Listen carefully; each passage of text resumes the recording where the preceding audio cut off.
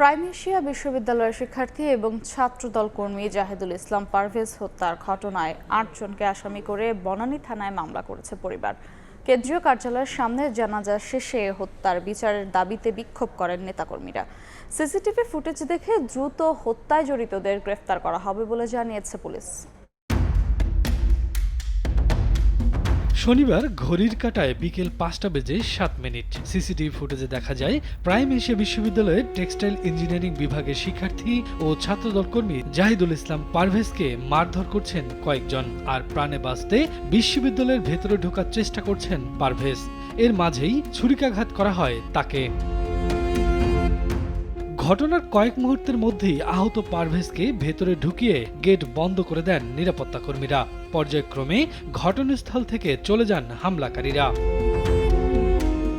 এ ঘটনায় বৈষম্যবিরোধী ছাত্র আন্দোলনের বনানী থানার নেতা মেহেরাজ ইসলাম ও হৃদয় মিয়াজি সহ ৮ জনের নামে মামলা করেছে পরিবার। সিসিটিভি ফুটেজ দেখে তাদের শনাক্ত করেছেন তদন্তকারীরা। হত্যায় জড়িতদের বিচার চান স্বজনরা।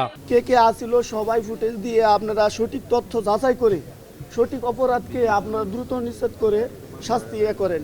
এদিকে রোববার নয়াপল্টনে সংবাদ সম্মেলন করে ছাত্রদলের এই কর্মীকে হত্যায় জড়িতদের দ্রুত আইনের আওতায় আনার দাবি জানান কেন্দ্রীয় সভাপতি। এই নির্মম হত্যাকাণ্ডের পরিকল্পনাকারী, ইন্ধনদাতা, হুকুমদাতা এবং হামলাকারী সন্ত্রাসীদের অবিলম্বে গ্রেপ্তার ও দৃষ্টান্তমূলক শাস্তির দাবি জানাচ্ছি। পরে বিএনপির কেন্দ্রীয় কার্যালয়ের সামনে পারভেজের জানাজা শেষে বিক্ষোভ কর্মসূচি পালন করে ছাত্রদল। এ ঘটনায় পাল্টা অভিযোগ করেছে বৈষম্যবিরোধী ছাত্র আন্দোলন। ছাত্রদলের বক্তব্যের নিন্দা জানিয়ে ভেরিফাইড ফেসবুক পেজে পোস্ট দিয়েছে প্ল্যাটফর্মটি। পুলিশ জানায় সিসিটিভি ফুটেজ দেখে অপরাধীদের গ্রেপ্তারের চেষ্টা চলছে। তদন্ত অব্যাহত আছে ও আসামির গ্রেপ্তারের চেষ্টা অব্যাহত আছে। আমার থানা থেকে 2টা টিম কাজ করছে আসামি গ্রেপ্তারের জন্য। এ ঘটনায় কয়েকজনকে জিজ্ঞাসার জন্য থানায় নেওয়া হলেও প্রধান অভিযুক্তরা এখনও পলাতক। শফিকুজ্জামান রুবেল, সময় সংবাদ, ঢাকা।